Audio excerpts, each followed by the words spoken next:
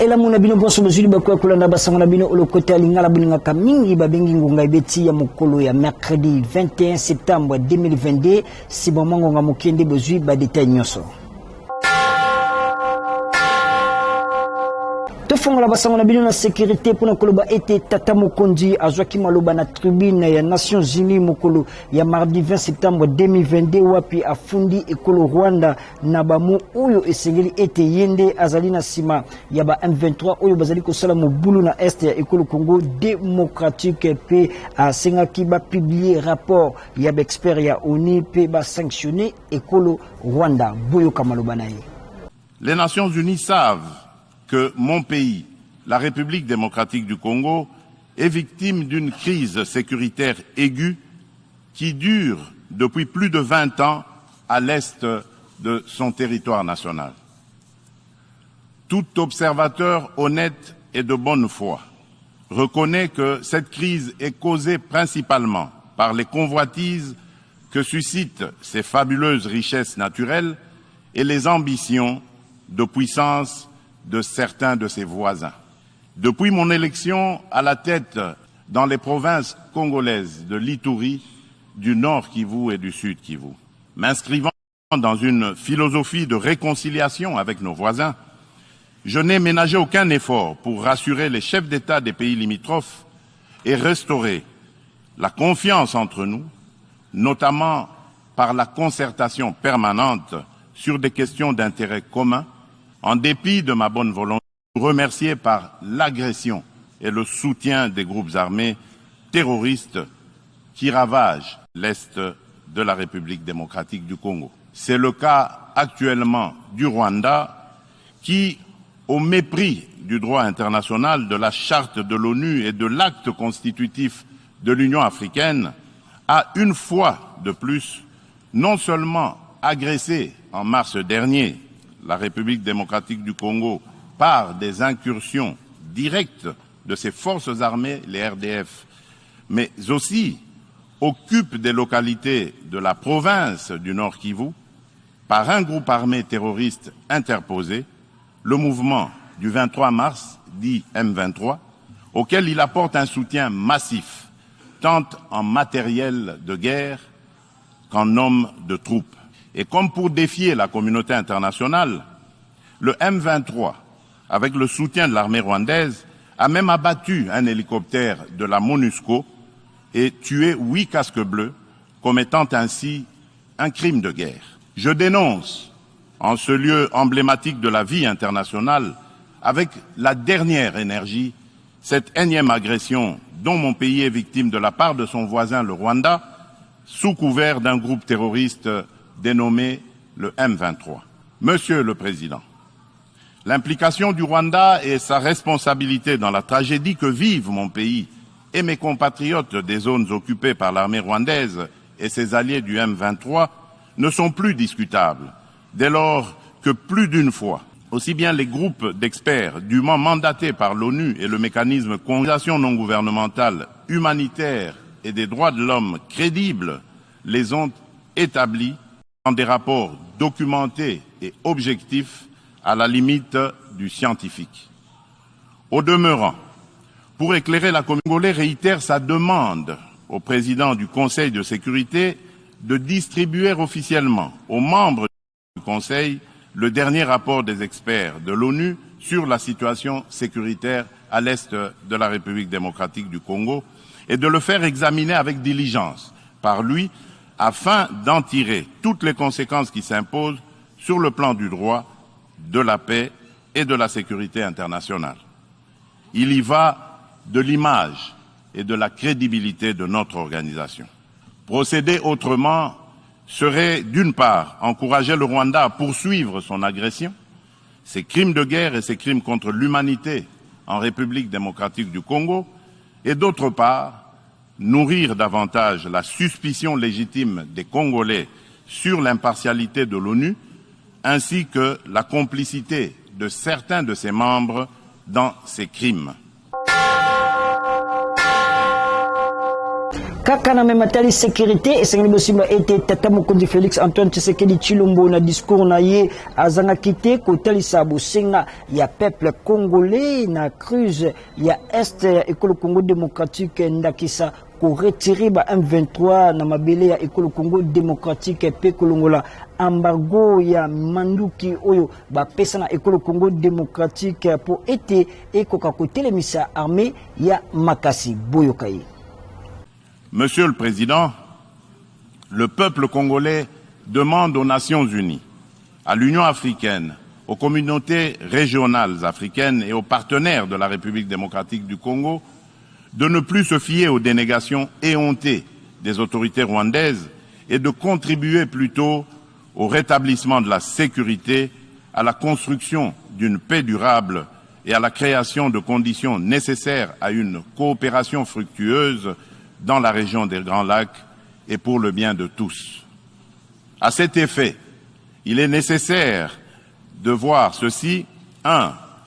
Rendre effectif le retrait immédiat du M23 des localités occupées, le retour des déplacés congolais de ces localités à leur domicile et la cessation sans condition du soutien de l'armée rwandaise à ce groupe terroriste, selon l'esprit et la lettre de la feuille d'opération successive du Conseil de sécurité de l'ONU, du Conseil de paix et de sécurité de l'Union africaine, de la Communauté d'Afrique de l'Est, la CAE, et de la Communauté pour le développement de l'Afrique australe, la SADC. Multiplier les pressions sur le Rwanda et le M23, dont les dirigeants sont du reste sous sanction de l'ONU, et montrer plus de fermeté à leur égard pour qu'ils respectent les positions prises par les organisations internationales précitées. Lever tout obstacle à la restructuration par la République démocratique du Congo de ses forces armées et de défense, à la montée en puissance de celles-ci pour mieux remplir ses missions régaliennes, notamment par la levée pure et simple de toutes les mesures restrictives de l'acquisition d'équipements militaires, quelle qu'en soit la forme édictée par le Conseil de sécurité de l'ONU. Kaka na mematali sécurité esengeli bosimba ete correspondant na biso na etuka ya Beni Jina Ivoa Paluku azanga te kobetya ngonga kolandisama na marche pacifique oyo bayilusha basalaki mokolo ya mardi 20 septembre 2022 pona kosenga départ ya bakasque bleu na est ya ekolo Congo démocratique lisusu azanga te kolobela situation sécuritaire en général mingi penza na Nord Kivu boyokai azalaki na alo ya Mija Alua. Bilenge basi bilenge mibali baoyo baza penza ba membre ya kati ya Luchon na Beni basalaki marche pacifique lelo mokolo mwa misatu mwayenga awa na Beni babandaki na ropo oyo ebiengami na lopoto na kombo ya NRA babandaki komata po bakende esika ya mairie esika nini bako depose memo na bango na kati na mwango balingaki bayebisa maire de ville ayebisa bakonzi ya mboka kuna na likolo ndenge nini etat de siège eza lisusu na tina te ekoka kosila po ata makambo ya koevalie yango eza te ezomi evalie na miso ata oyo amonaka ayokaka te ayebi deja ke etat de siège ekoka eloko moko te ezonyokolo nzoka bapopulation bazobakisa difficulté likolo ya mususu balobaki peke balingi kaka MONUSCO elongwa na Beni na Nord de Kivu mobimba po bazomona katina na yango mukete balobi ndenge nini M23 ekosala penza contre moi ezokamba bunagana vendir déjà balkanisation salemi kolekela penza bénédiction ya MONUSCO surtout que balingaki pe maloba ya Anthony Guterres oya onite na ndenge andimaki polele ke baarmema ya M23 eza likolo koleka ya FARDC na ya MONUSCO ndenge nini Nations Unies ekokoka kobeta munguna ya muke lokola M23 te, alors que Kabila zaki deja alongi yango nde bazolela kaka MONUSCO elongwa bango moko biso bakongole biso moko tomikamba na état de siège esila noki bakangamaki po bazalaki komata sake basala ta mobulu me pulusu eyaki kokanga bango ememaki bango na kasho ya pulusu kala mingi te kaka na pokwa awa basili kolibere presque bango nyonso bamonaki deja ke baza na problème to effraction moko te. Nangamba mosusu esengeli bosimba était maître Antoine Lusaka, coordonnateur ya Force One moko ya ba structure na kati ya mouvement ya libération du Congo mingi penza na Sankuru a BTC Ngonga pona kotalisa ba difficulté oyo ezali na kati ya province na bango na yangwana a telemi moko pona kotalisa vision ya mwana mboka Jean-Pierre Bemba Gombo pona komima développement na kati ya province na bango azalaki na micro ya Patrick Lusala Bolanda. Sankuru sur le plan de développement, c'est une province qui est encore acclavée. On n'a pas encore désenclavé parce que nous n'avons pas encore eu de bons dirigeants, de bons représentants qui peuvent plaidoyer d'une manière confortable pour l'intérêt de la population sankouroise. C'est pourquoi on s'est décidé que Naria Kosadere n'a parti. Il y a un mouvement de libération du Congo, parti cher au président Jean-Pierre Bemba Gombo pour amener sa vision dans la province de Sankuru. Namboka na biso à Sankuru, tozana ba difficulté, neti ya ba aérodrome, tozata na aérodrome moko ya Malunga ezate, banzela na biso à Sankuru ezamabe. Potole isabana, totangi sabana, tozo traverser na ba difficulté moko oyo peuple azo comprendre kutute. Mais tozana bato oyo bakoki ko décider que Sankuru et comme province oyo mutu nyonso akotia miso yango wana nde na lobite il faut biso banso biso ba jeunesse ya Sankuru to telema tozala na sima ya président Jean-Pierre Bemba Gombo comme ça to mema vision nae bato banso bayeba ndenge nini tokoki ko sala pona ko faire développer province na biso ya Sankuru. Sankuru ti lelo to ibite soki mukolo nini bakutia courant mai normalement izali mais pas tout en fait na koki koyebisa yo Sankuru mobimba ba mai ko kuta na ville ya Loja Tchumbe Lubefu Lusambu mais d'autres villes ou soit d'autres grands centres tozana maite. Na basango ya santé esengeli bosimba ete ba médecin oyo basanganaka na kati ya Sinamed Simeko Pelisusu Sinamed basalaki marche pacifique mokolo ya mercredi 21 septembre 2022 na commune ya Gombe kasi marche yango esukaki mabe makasi la police epanzaki bango na ba gaz lacrymogène nyoso wana pona ko réclamer ba prime na bango pe lifuti na bango simana la police ko panza bango na ba gaz lacrymogène pe kobeta bango mwandambo ya ba médecin bazanga te kobeta ngonga Bolanda. Soki toza awa tozo revendiquer nde ba droit na biso, c'est-à-dire les promesses dont le chef de l'État nous a fait pour nako bakisa logement, ba médecins non primés pour bazala pe primés et autre chose. C'est-à-dire toza awa pour nako faire respecter les testaments d'Hippocrate, puisque déjà les serments d'Hippocrate qu'on respecte à Kayango. Après le 6 juillet, tokoti na polarisation des urgences. Tokoti na grève radicale, gouvernement yokeli bisote. Ba minga ngamba lobi lelo tokita na balabala. Ezali droit na bango par rapport na article 26 ya constitution.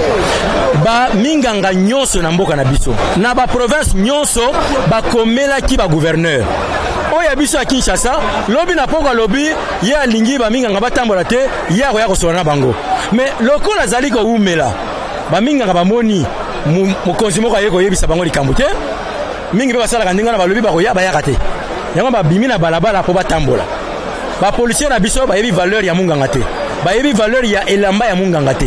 Ba bandi ko beta ba gaz, ba bandi ko sima ba minganga, ba bandi ko bungisa ba minganga. Tozali na kanda po na yango. Gouvernement oya ba warrior. bango babibenga ki ba warrior to sinya ki ba engagement na bango lelo ba wanga ni ba engagement wana tirwa mboka izapo na banani to yoka na bango lelo ba yebisi biso budget commission ki 14 milliards soki 15 milliards mais ba minga nga bazo futa bango combien bon mituna yeme mutuna wana mbongo oyo bazo bakisa na budget ezali pona ba institution pona ba konzi pona peuple te yango tozana kanda pona ngo to yoka na kina gouvernement oyo à partir du budget 2022 ba ko futa ba minga nga transport ba ko futa bango logement ba carrière ba minga nga minde bo mona kawana balandela kango malamu te. Premier ministre Chibala a signé décret. Basali promotion. Si lelo, babakisa bango mbongo te. Président Oudo a signé ordonnance. Babakisa, boye quand même ba toucher un salaire à fonction publique. Oh, c'est $100 américains. Donc, gouvernement ya mboka na biso aye ba kopesa na munganga valeur na ye. Mais soki a pesi yango te. Sinamela lobby, yepa kozonga simate. Nabasango ya société et Sengeli Bosimba était Dr Jean Simon Foutikiakou, directeur général AI ya Caisse nationale de sécurité sociale CNSS na Mokuse et longo na madame PCA ba kitaki ko visiter ba parcelle récupérée ya CNSS Ozomi na avenue de Libération X24 novembre peli susu oyo Ozomi na boulevard du 30 juin na commune ya Gombe l'étupérasi Masiala abetimono. Likambo ya état de droit ya ko respecter patrimoine ya Caisse nationale de sécurité sociale CNSS na Mokuse et comme réalité nyonso wana na volonté pe bravoure ya le stratège mandataire Dr Jean Simon Foutikiakou, l'homme de bonne gouvernance, directeur général AI CNSS et longo na comité de gestion mobimba ko bakisa lisusu présidente ya conseil d'administration ba kitaki sur place na balabala de la Libération X24 novembre na commune ya Gombe côté le pango ya SNCS oyo euti kozala récupérer sima ya jugement euti ko katama na tribunal ya grande instance ya Gombe na dossier RC 122 933 bar RHJ 484 nantila ya UC de justice ya bureau d'études maître Ngenda Mwadi oyo ayaki ko exécuter arrêt ya jugement. DGAI Dr Jean Simon Foutikiakou na délégation na ye mobimba bazali ko bunda po ete CNSS azongela ba droit na ye na ba parcelle na ye nyonso batu ya mitema mabe ba teka na ba faux document. Ete pia mibale parcelle numéro 177 bar A na boulevard du 30 juin oyo pe ezali propriétaire privé à CNSS.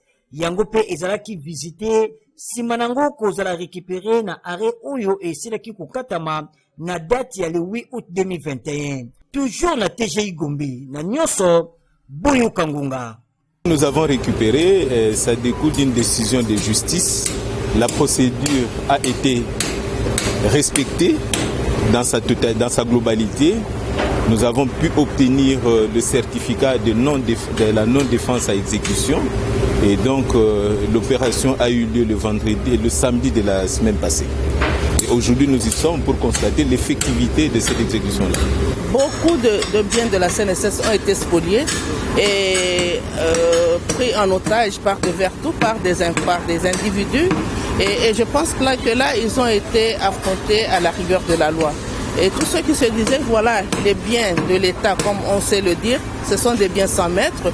Je pense qu'ils viennent de se rendre compte que les biens de la CNSS appartiennent effectivement à la CNSS et la CNSS est en droit et en train de récupérer tout ce qui lui est dû. Yakoeba ezali été opération oyo ya récupération ya ba parcelle ya CNSS ezali toujours kokoba na etando nyonso ya ekolo Congo démocratique. Tango ya ngoyo ya koyebela ngonga ebeti.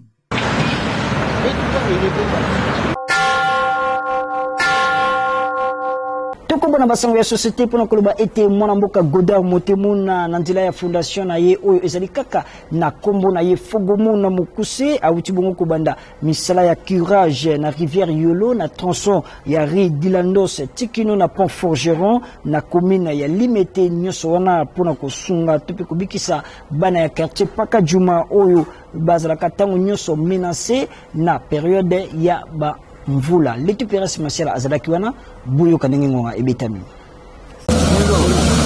yambo ya bozongi ya période ya mbula fondation Godard Motemuna Fogomuna Mokuse na nzela ya mokambina yango mwana mboka Godard Motemuna toujours dans son silence absolu. Wapi auti ko financer ye moko pe ko sunga bafandi ya quartier Sokopao Funa pe Paka Juma oyo tangu nyonso bazalaka menacé na mbula soki ebeti. Wapi misala ya curage ya rivière Yolo esili kobanda déjà na tronçon na yango kobanda première rue de Landos tikino na pont Forgeron. Yango ekosunga bango lisusu makasi koleka oyo tangu nyonso bazalaka oublier na passe na bango. Kasi mwana mboka Godard Mutemona abosanaka bango ata mokete. Geste oyo esalaki esengo makasi na bafandi ya kote oyo. Buyo Kangonga. Tomoni papa Godard atindi tracteur na maman Elodie. En tout cas, toujours pesa merci. Toujours pesa merci à continuer toujours comme ça et la bisobo. Pour modèle ma esalaka. Tomoni ke esuka boete à continuer. Ndenge ya bandi boy a continuer a kota penza ka onatra mobimba akende tikuna na point iteko wana na sito za na malamu papa kotika bisote bisoto za bana na yo na acte oyo ko sali la biso musato peso merci mene sepeli mingi komona mutu ke ye tracteur ye ko sala musala me kolemba bisote suivi ife zala ya kweba ezali ete misala ya suka pona kirage ya rivière oyo e salemaka uta 2021. Ngonga ebeti.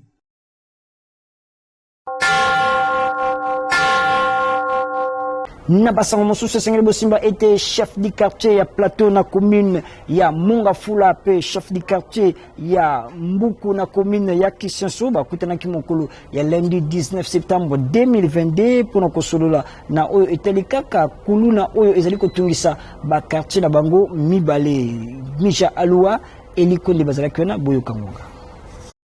Bavandi ya quartier plateau na commune ya Mongafula pe bavandi ya Mbuku na commune ya Kisenso bazali kolela na mbula matari alukila bango solution pona kosilisa kuluna oyo bunda makatango nyonso awa na ba quartier mibale awa bavandi ya plateau bakotaka Mbuku te ya Mbuku pe bakotaka plateau te soki kaka kuluna mususu a traverser na ngambo mususu ezalaka nde somo po bitumbe bunda makawa moya kolobezali te bazalaka na somo na pota te po bakata na bapota na ndenge ya kosakana te oyo epesa pasi pona bavandi eteni oyo bana bakendaka lisusu kelasi te na kobanga kuluna bamama bilanga kutu bakoma kovanda na ndako po kuluna ya bakartier mibale oyo ekipaka RT komona lolenge kozanga boyokani ezalaki na bakartier mibale oyo nde chef du quartier ya plateau pe ya Mbuku bakutanaki mpona koluka solution boyoka bango ndenge babeti ngonga toye epa na bango po tozwa stratégie ya sécurité et insécurité ezosalema entre biso mibale na rivière Kwambila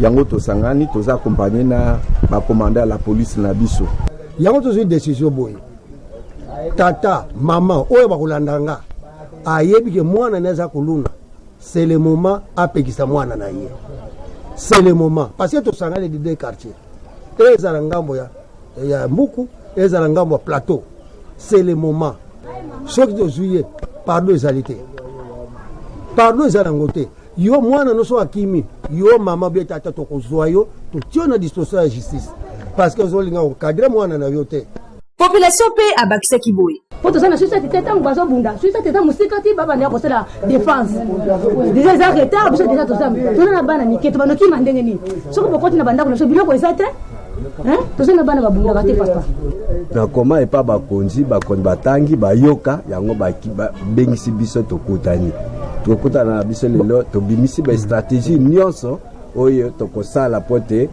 kimia ekota na les deux parties ya koyeba ezali ete quartier plateau pe Mbuku ezali na frontière ya bakomine mibale totangi Mongafula pe Kisenso mai nde kabola bango ngonga epeti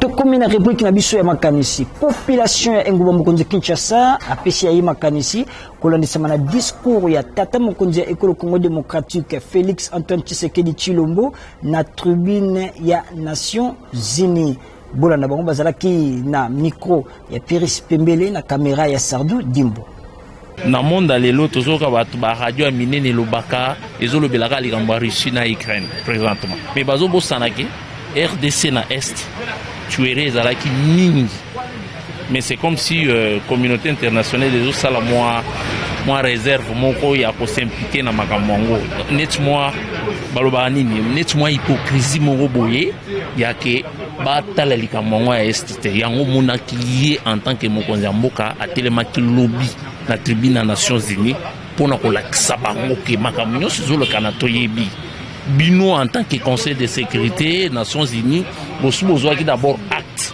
ya makambo esalamaki ya est bozalaki au courant ya ke non c'est Rwanda qui a la base ya makambo ezosalema na est mais bozo agir te yango moni lobby ezalaki neti azo rappeler bango kaka batika l'indifférent te na makambo na biso ya est ke makambo oyo après Mobutu alobaka ngo président moko alobaka ngo te bazalokola bato moko babangaka o soki nini alors admilaki ki aza mwana mboka aza su na population na ye ayebisi bango bien ke bazozwa nyonso ya mboka na ye mais bazosonzi eloko moko te po Kakame menacer population ya est baza na kimia te alors mpona ngai eza esengo parce que avant biso tobotama toyokaka mpe badiscours ya Joseph Mobutu oyo alobelaka baaméricain na table ronde atakaka bango sur place lelo mpe mokonzi ya mboka Faci Beton attaqué bango sur place elakisi ke non aza bolingo mboka na ye totalaka la prochaine occasion nini ekoya na nsima. Bon, au Moni, il y a deux fois tu fais peu calme mingi. Certaines choses il fallait qu'on dévoile en haut. Parce que ce n'est pas ils allaient le tenir Rwanda abandi ko agresser biso. Netinga na za mutu ya est na sepela ki mingi pona discours wana ekosala makambo ebele. Premièrement, soki na yoka ki bien atunaki balakisa Rwanda lakisa place nini oyo FDLR ezo menacé nakanisi bato bayebi makambo yango bakolandela et puis discours wana alakisaki ke MONUSCO eza incompétent soit disant groupe armé wana eza na ba armée sophistiquée donc elakisi ke bazokoka te tozwi pe ba déception mingi na ba problème mingi kuna nasepelaki ndenge mokonzi alobaki ke bazosala tupo batisilisa makambo wana donc wana bazongisi espoir epai ya bato ya est na Congo mobile. Yambo yako kabala na bino tozali na page promotionnelle soko lingi biloko na yo eyebana to pe mosala oyo salaka eyebana benga kaka na numéro ya ngonga ebeti bolanda. Très chers parents, pona nini bozali kosua mutu pona koluka cadre oyo elongo bani pona éducation ya bana na bino? Solution yango yo collège tolinga na Lemba, école moderne et sociale ya vocation chrétienne et fongola ki déjà ba porte na yango pona inscription ya bana primaire, secondaire général, pe humanité na ba option lokola littéraire, biochimie, pédagogie générale, mécanique générale, électricité générale, commercial pe gestion, pe lisusu, coupe couture.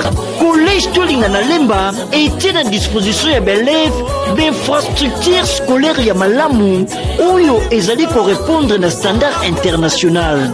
Balakisi hautement qualifié pe expérimenté. Côté pratique, souci ezalaka soki mokete. Collège Tolinga na Lemba ezali na salle de promotion pour assurer conférence débat, cours en commun pe activité culturelle. Pour Nambula Oyo, na collège Tolinga na surprise ezali. Ya bon samaritain député national pe ancien élève ya collège Tolinga na eli ya circonscription électorale ya Moamba. Honorable député Mbao Sukisa akosunga baboti na kofutela bana 50% ya frais scolaires Buyu Kangonga. Ba papa ba mama ba ndeko. Collège Tolinga na azopesa enseignement ya qualité na bana na bino. Na ba matériel didactique adéquat. Na niveau tona standard moko international. Kobana na primaire, secondaire et humanité. Pour na ko accompagner vision ya gratuité, ya enseignement na cadre humanitaire. Lokola mopona minabino élu à Moamba, le professeur Daniel Israël Mbaousukisa n'a décidé qu'aux à charge il y a ba frais scolaires ya bana na bino au prorata ya moitié. Ça veut dire que na kobanda kofuta katikati yango na sengi bino boya ebele na mbela boyoki sinote ba place nyonso ekozala clôturé. Ngonga ebeti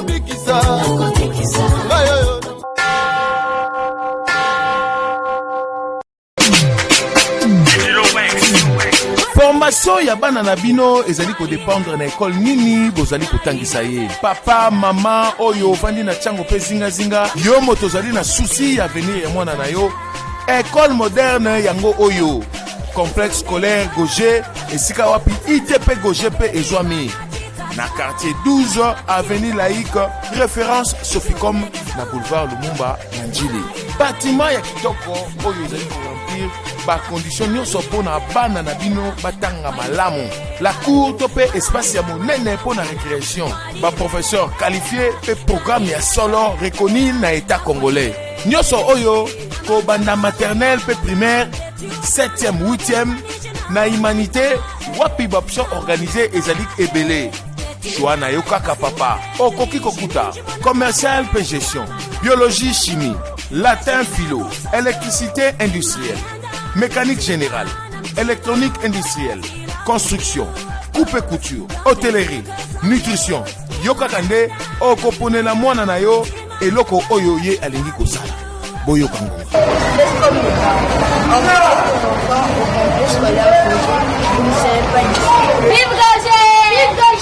Donc résultat au moni ezali résultat de formation. La distraction a maquillé ezate, de tout ont fêté 20 ans école. Donc c'est une grande école, ITP Gauger 100% sûr. Ezali que mes parents, école na bango ITP Gauger, c'est une grande école, c'est une ancienne école. Bako inscrit bana, la formation c'est nous. Kobo Sanate, complexe scolaire Gauger, avenue Laïque na quartier 12, référence Soficom na boulevard Lumumba na ngambo ya commune ya Njili. Ngonga ebe.